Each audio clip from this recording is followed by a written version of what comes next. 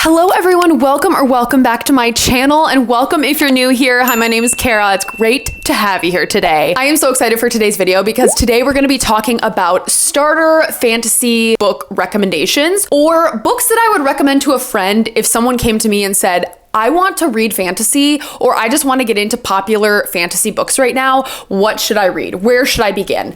I got you, okay? I got you. Fantasy in general can be a very intimidating genre to try and dip your toes into and to get a taste of. There are so many recommendations out there. There are so many different books, especially in this age of like now fantasy is kind of becoming cool. There's so much information and like so many books out there, and it can be really overwhelming. I know I was really overwhelmed when I first started getting into fantasy, but I want to give you some of my knowledge today and some of the things that I have learned over the past 5 years of reading more popular fantasy.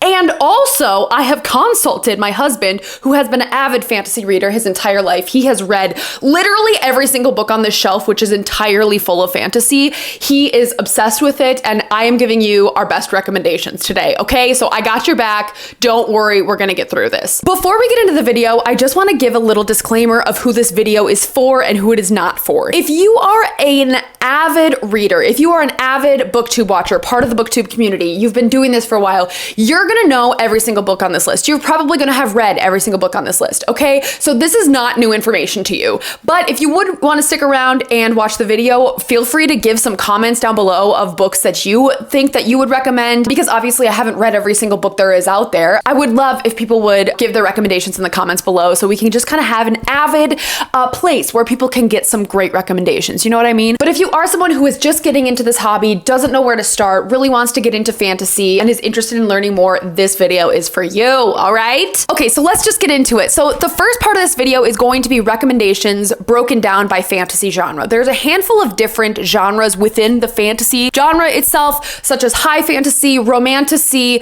young adult fantasy, middle grade fantasy, all that stuff we're gonna get into. But then I'm gonna give you a little teaser for the end of the video. If you are someone who's new, like you're literally just getting into this stuff, I'm going to give you just like a brief tips and tricks about acronyms you're gonna see in the community, about where to get your books from, apps to use, all that kind of stuff. I'm just gonna give you like a quick little lowdown of all of that stuff. I'm gonna put it in the chapters below, so you can click to that if you're interested. So one last thing before we get into the recommendations, just to like give you a disclaimer, fantasy as a genre is very much a series-based genre. Fantasy worlds take a really long time to build. It takes you a really long time to get to know characters. And if an author is spending that much time world building for you, typically they want you to sit in that world for a while. There's a lot of politics that come along with it. And it can just be a really intricate genre with a lot going on. It is a genre that is great for escapism. Like during the pandemic, this genre saved me, okay? Usually that can just be really intimidating for people. Like, oh my gosh, I'm gonna read a 1,000-page book. Like what? The recommendations I have, I feel like are great recommendations for people who are just getting into this. They're not too overwhelming for people who are like, I can't commit to a 1,200-page book right off the bat. But hopefully with these recommendations, they can propel you to learn more about the authors I'm talking about, or more about similar works that either they have done or authors similar to them have done. So let's get into the recs, all right? First subgenre of fantasy I'm going to be talking about is high fantasy. So high fantasy to me is like the classic Game of Thrones type of fantasy. Typically they're set in kind of like these medieval times with kings and queens. There's magic, there's a bunch of world building, there's different worlds. When you think of Game of Thrones, that is high fantasy. There's usually a lot of politicking and war, and there's just a lot of intricate world building within high fantasy. So this is the genre that I feel like can be the most intimidating because people don't know where to begin. They don't know where to start. How do you get into reading 1,200-page books on the regular? It's a lot, right? Over the past few days, me and my husband Reed have been really thinking about this. Like, where would we recommend someone to start if they were getting into high fantasy? And of any book that we have both read, this is the book that we firmly stand by, okay? We literally could not come up with another book. That is Mistborn by Brandon Sanderson, and just Brandon Sanderson in general as a high fantasy author. This is the starting point to high fantasy. This is the gateway drug, okay? Mistborn is about a 500-page novel, so it's not extremely, overwhelming like a regular, high fantasy is. Mistborn is kind of a two-part story. So the overarching setup of the book is, what if the Dark Lord won, or what if the villain won? You're set in a world world where that did happen. A hero tried to raise up and the Dark Lord beat the hero. The second part of it is that it's a heist. It's a heist story. So you're following a young woman named Vin who gets recruited to kind of be part of this gang of thieves, and they are trying to overthrow this Dark Lord, okay? The cool thing about this book is that there is so much going on. Not only do you have the really cool heist story that is just keeping you really intrigued, but then you also have like the magic in this world is based around metals, and the Mistborn, or the people who can wield this magic, are able to use metals to their advantage, and they can have certain powers with certain metals and stuff like that. It is so interesting. It's so unique. So Mistborn is a multi-trilogy series. So there's the first 3 books in the series, which kind of follow more of like the classic medieval fantasy setting, where it's like there's kings and queens. It's like classic what do you think about Game of Thrones. Then you have the second era of Mistborn, which is kind of like Western style, where there's like cowboys and like thieves and like old Western movies, like think like cowboys and guns. That's what I think of. And then there's going to be more Mistborn eras. I know there's going to be one set in space or something like that, or like one set way in the future or something along those lines.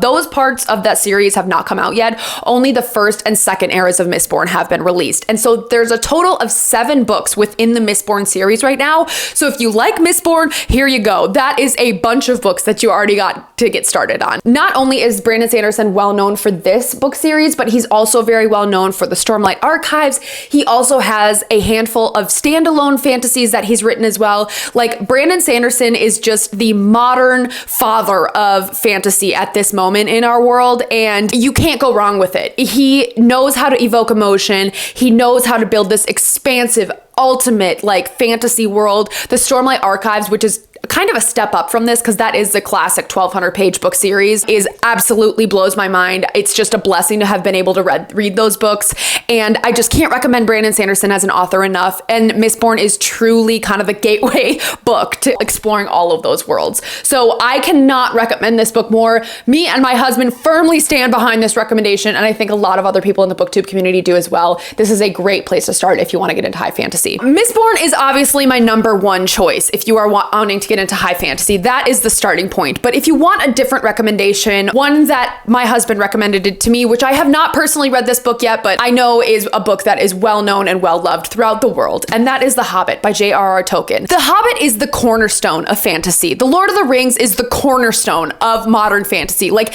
this is where modern fantasy came from. You really can't go wrong with The Hobbit. Again, not super long. In The Hobbit, we follow Bilbo Baggins, who is on this, just a classic quest journey. Bilbo is going to retrieve his land and some lost treasure, and it's just following his journey as he encounters elves and dwarves and wizards and, you know, all the classic fantasy elements you can even think of. It's just a classic journey, quest story, and you really can't go wrong with this. Again, cornerstone of fantasy. I think it could be a really great place to start. Personally, I have not read it. I've watched all the movies of Lord of the Rings, but I have not read The Hobbit. It is definitely on my bucket list to read, but Reed, my husband, was recommending this as another place to start if you are not interested in Mistborn. So there's a reason. There's literally a reason that this is so popular, and that's because this is the hallmark of modern fantasy. The next subgenre we're going to move on to is romantasy or fantasy romance. Now, I do firmly believe, again, there is a cornerstone author that if you want to figure out if you like this genre,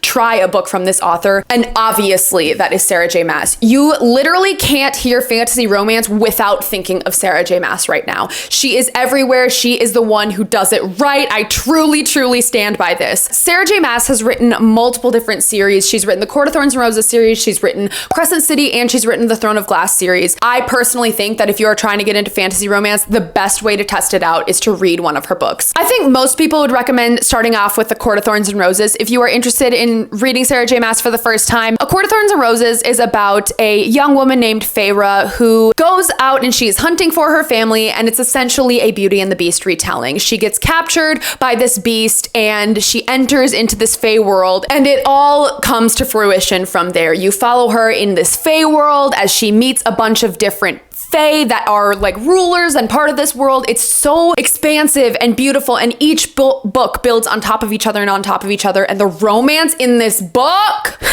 Amazing. Okay. Amazing. Amazing. And one recommendation I need to make to you is if you decide to read A Court of Thorns and Roses to see if you like this, there is no question you are committing to reading the second book in this series, A Court of Mist and Fury. Okay. I will not take no for an answer. You absolutely must read both of these books if you want to get into Sarah J Maas and say that you've read A Court of Thorns and Roses. Okay. I will literally not accept another answer. You must read A Court of Mist and Fury if you're going to read The Court of Thorns and Roses first. Okay. Now, the other series by Sarah J Maas that I do think is also a great place to start as well is the Throne of Glass series. If I were to go back and start reading Sarah J Maas again, I think I would have wished I would have started with Throne of Glass. Personally, I am someone who does really like fantasy in general, and I had read Brandon Sanderson before I ever read Sarah J Maas. I'm just someone who really likes the politicking and all that kind of stuff, and I think reading Throne of Glass would have been more for up my alley. But if you are someone who is there for the romance, who really likes reading romance books, just likes romance in general,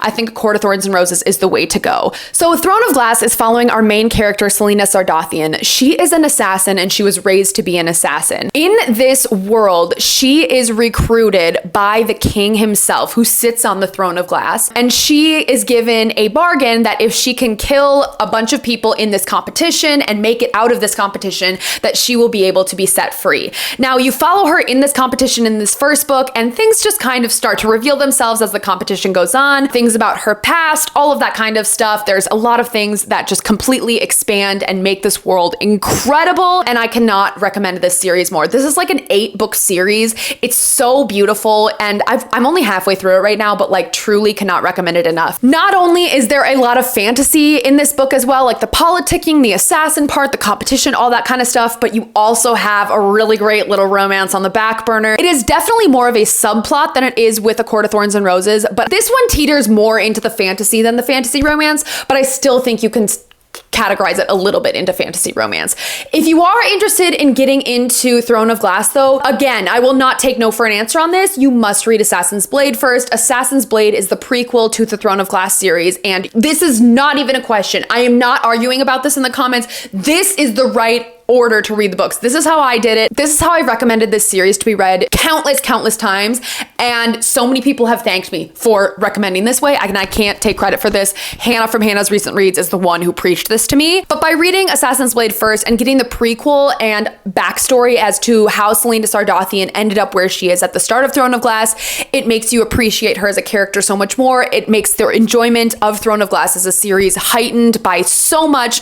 I highly recommend reading Assassin's Blade first if you want to get into this series. And one last thing I want to say about Sarah J Maas and about fantasy romance in general and fantasy in general is that this is a genre where acronyms run rampant, okay? Run rampant. Just some brief acronyms, especially in the Sarah J Maas universe. You have A Court of Thorns and Roses, or ACOTAR. You have A Court of Mist and Fury, or ACOMAF. So essentially all of these where you're going to see like a bunch of different letters spelled after each other, they're generally spelling the names or the first letters of a book in one of these series. So ACO War, or A Court of Wings and Ruin, that's the third one in this series. So just to give you an FYI, acronyms are everywhere in the booktube community and in the fantasy world. Okay, so just those are the few that you have to know in terms of Sarah J Maas. Now I have one more recommendation for the fantasy romance genre in general, and that is Fourth Wing by Rebecca Yarros. And I know this is a very polarizing recommendation, okay? Not everyone will agree with this recommendation, but I read this past fall,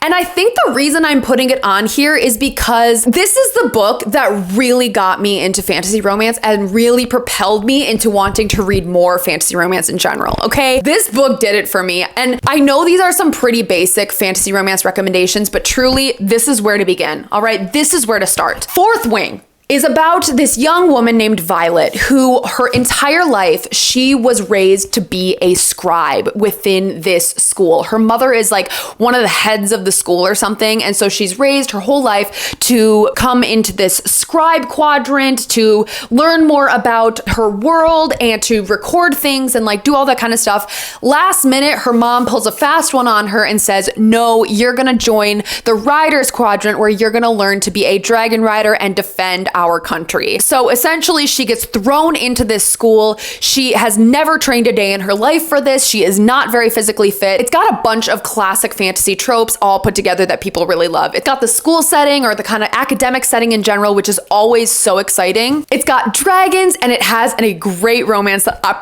I really liked. The vibes this book gave me, it felt like I was being transported back to a 15-year-old reading Twilight for the first time, reading Divergent, reading all of those series that just like made me spark my love for reading the first time. So if you are looking to try and revive those feelings, if you ever enjoyed any of those series before when you were like in middle school or high school, this is the book that will help you get there, okay? This book did it for me. I just loved it so much. But I will say the writing is not, like, it's not great. Like, you could read this book and hate it, and I would totally not fault you for 1 second on it. But I just feel like this could be a really good place to start if you've never read fantasy romance before and are interested in it. I'm not saying you're gonna love it, but I just think that people could love it, okay? And there's a reason that it's really hyped and popular. But I haven't read the second book yet, and I heard the second book's not good. So take that with what you will. Maybe this will get you into the genre like it got me into the genre. Next subgenre I'm gonna be talking about is magical realism. Now, what is magical realism? I'm sure you're like, I've never even heard of this term in my life if you're new here. So magical realism is essentially the book is set in our world, but there are certain things that make it magical. Some people might have a little bit of magic, or something might just kind of like be a little bit off where it couldn't happen in our world. It's basically people are humans, but then there's something that elevates the storyline that makes it like not earthly, you know? So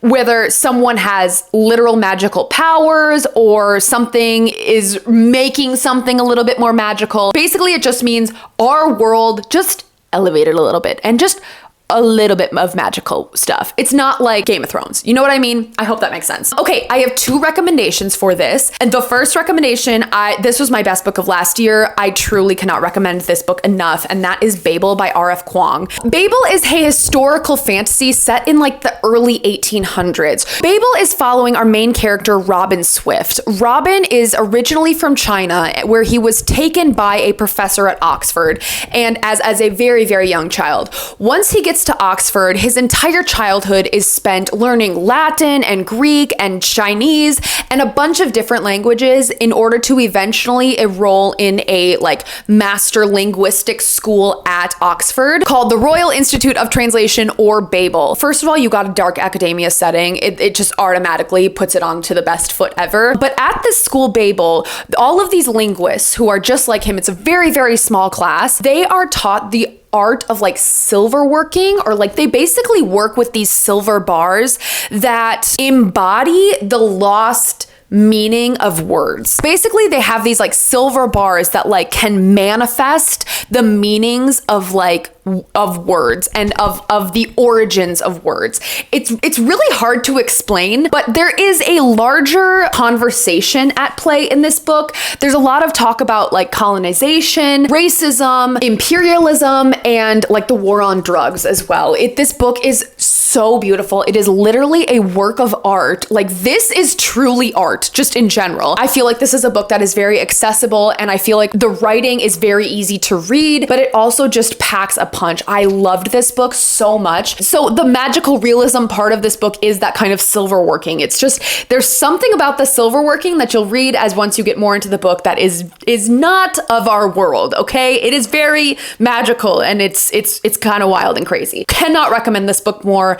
Like, seriously, one of the best books I've ever read. Please give it a try. R.F. Kuang, you are incredible, truly. The next book I have to recommend to you that is in this magical realism category is The Night Circus. Now, this is a classic booktube recommendation as well. It is for a reason, all right? The Night Circus is by Erin Morgenstern, and in this book, you are following a pop-up circus, okay? It is a book that is based off of dueling magicians. There are 2 magicians who have essentially recruited young teenagers and these 2 young adults to essentially have this competition between them. There's been this long-standing feud between 2 magicians, and now it's kind of coming to fruition in this night circus.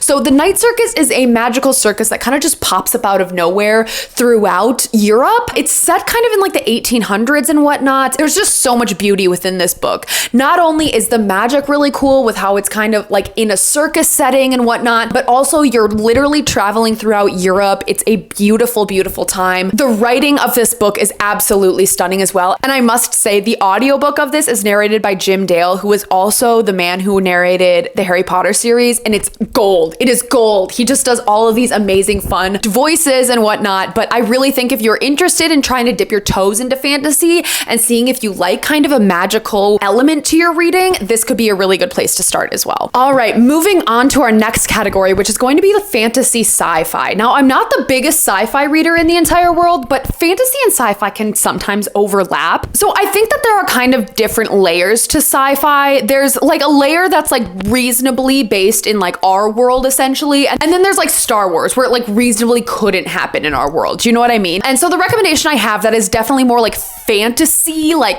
sci-fi based or reasonably could not be in our world is the Red Rising series by Pierce Brown. Full disclaimer, I have not read this yet, but this is on my next up in TBR, and literally I just know this is a good recommendation to give you, okay?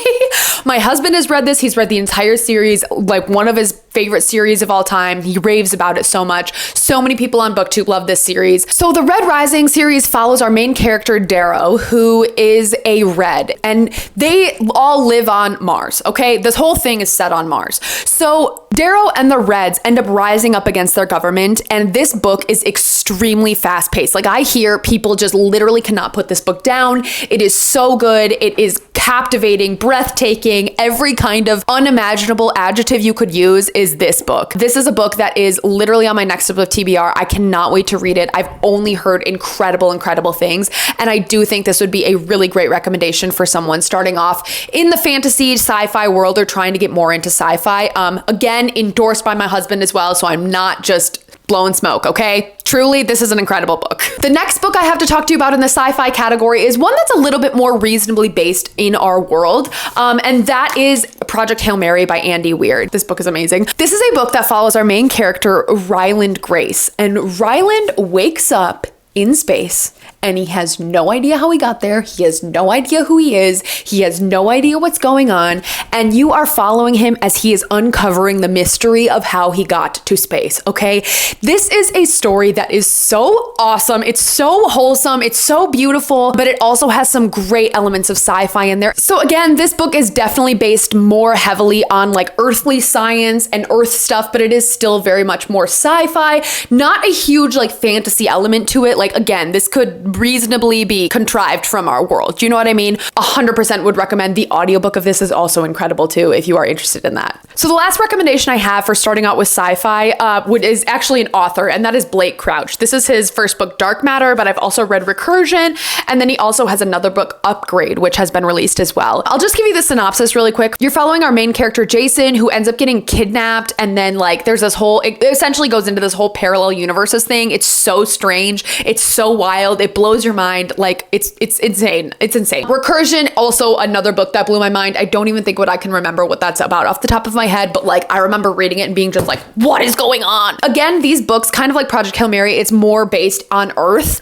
and there's not really like a fantasy element to it, but I do think that these are really good starter sci-fi recommendations as well. So all of those books would recommend if you're starting to get into more of sci-fi or if you want to explore that genre more in general. So those are all my adult recommendations, and now I'm going to be getting more into my middle grade and YA recommendations. So first off, I'm going to start with middle grade because this is the genre that I've read the most of out of these two categories. And if you don't know what middle grade is essentially like, think the beginning of Harry Potter, like the first 2 to 3 books of Harry Potter. That is middle grade fantasy, okay? It's like fantasy for children. So the first one I have is Nevermore, The Trials of Morrigan Crow. Nevermore follows our young protagonist named Morrigan, and she is destined to die on her 11th birthday. Now, when that date rolls around, she ends up getting whisked away by this young man named Jupiter North, who takes her away to the world of Nevermore. Now, is so cute. This book has just like the most beautiful little like magic, and each of the characters you meet, they have their own distinct magic and traits and whatnot. It's so adorable. Like, this book warms my heart, and I have never felt that kind of like giddiness and joy of reading those first Harry Potter books again till I read this series. This series truly is incredible. I've read all 3 books in it. Cannot wait for the fourth one to come out. And even if you are an adult, I really think that this book can just give you the warm fuzzies inside. Next recommendation I have in the middle grade category is Amari and the Night Brothers by B.B. Alston. This is another great middle grade that just warms my heart as well. So in this book, you're following our main character, Amari. Now, Amari's brother, Quentin, has been missing for quite a long time, and no one knows where he is. Some people think that maybe he is gone for good, but she is not believing that. So one day she finds this ticking briefcase that ends up getting her a one-way ticket to a tryout for the Bureau of Supernatural Affairs. Now, at this Bureau of Supernatural Affairs, you kind of uncover this entire magical side to their world. Now, this book kind of follows along the trope of Harry Potter, where Amari has never known about magic her entire life, and now she's thrust into this magical world of fairies and aliens and all that kind of stuff. This book is so cute. I truly would recommend it. And the third one is coming out soon. I have not read the second one yet, but I really, really would recommend this. Again, same thing with Nevermore. If you're an adult just looking for a warm, fuzzy time where your heart is just exploding, like, this is your book. And last but not least, we have YA fantasy. Now, I must admit, I am not a YA fantasy reader, so I'm just going to give you these recommendations the best I know of. The first recommendation I have for YA fantasy that I feel like is a really great gateway for a lot of people, and this was one of the recommendations that I remember first hearing when I started getting into fantasy, is The Six of Crows duology by Leigh Bardugo. This book also is tied into the Shadow and Bone world, and I've seen the TV show Shadow and Bone before, but I haven't read any of those series or know specifically the characters and whatnot. All I know is that Six of Crows is a heist story, and it is just like unputdownable. Now, the very basic premises of The Six of Crows is that it is set in the Grishaverse, which is kind of like Leigh Bardugo's universe, which is with Shadow and Bone and all that kind of stuff. But the basics of the Six of Crows book is that it's a heist. You're following this like young group of characters who are like, I don't know, they're doing a heist. And that's all I can tell you. I've heard so many good things about this book. Truly, I feel like this is another gateway into fantasy itself. People rave about this book. People love this book. It is definitely a book that has been on my TBR for a while, but I have not read it yet. I just have to give you the recommendation because I know this is the book that everyone starts off with if you're trying to get into YA fantasy. And the other book that I've heard as YA fantasy that I have heard such great things about again is Legendborn by Tracy Dion. In Legendborn, you're following our main character, Bree, who has just started kind of like a Excel high school program at UNC, or University of North Carolina, Chapel Hill. And on her first night on campus, she witnesses a magical attack. She ends up getting recruited into this secret society, and things kind of ensue from there. It sounds like she starts getting powers and whatnot, and like, it's just this whole magical world revealed onto her. I've heard really, really great things about this. There is another book in this series as well called Bloodmarked. I haven't read it yet, but again, heard great things. So those are my two recommendations for YA. All right, so that concludes all of my starter fantasy recommendations. Now, these are my recommendations as of today. As I continue to read more books in my future, maybe these recommendations will get updated, and hopefully people can give you some more recommendations down below if you've either read some of the books that I have talked about or trying to get more into certain genres. Now, if you are someone who is truly new to the booktube community and to reading, I do want to give you just a brief little overview of things you're going to encounter, terminology you're going to encounter, how to get books, all of that kind of stuff. So I'm just going to give you my quick tips and tricks so I can just get this out there and like hopefully help you start to learn more about the book community and the book world in general, okay? So let's just talk lingo first. Like I've already mentioned before, we love our acronyms in fantasy, okay? ACOTAR, ACOMAF, ACOWAR, TOG, EOS, like literally any acronym you could come up with. Some of the acronyms are like 15 characters long. It's wild. But generally, if you're looking at a large acronym of a bunch of letters smashed together, it's generally a book title, and half the time I don't even know what they are. But I can tell you those Sarah J Maas ones. The other acronym that is very important to know as a reader is TBR. TBR stands for to be read. And to be read is essentially like, what am I planning to read this month? Like my monthly TBR, my February TBR, or February what I want to read this month. So that's what TBR stands for. Hi, Editing Carrie here. One other acronym I forgot to mention is DNF, or did not finish. This basically means a book that you did not finish, that you read it partway through or put it down, or like you did not complete the book in its entirety. The next bit of terminology that I think is really useful to know as a reader is what a readathon is, especially in this booktube community. A readathon is essentially just an allotted amount of time where everyone's motivating each other to read, and we're committing to a certain time time period of reading. So a 24-hour readathon. I'm committing the next 24 hours of my life to reading only. Some people take it really seriously where they don't sleep, they don't eat. Well, I mean, they probably eat, but like they don't sleep. All they do is read in that 24-hour period. You can extend that 24-hour period to 48 hours or to 72 hours. People do that as well, where they're spending 3 days reading. The other thing, especially that's very popular on BookTube, is doing month-long readathons or week-long readathons. So you'll see a lot of creators come up with themes for their readathons. So one readathon that I'm participating in next month is Realmathon, which is hosted by Cassidy from Covers with Cassidy. I will put her link down below. So essentially in Realmathon, it's a fantasy-based readathon where you're part of a team and your team is trying to get the most points for their team by reading a certain number of books that fulfill a certain number of prompts.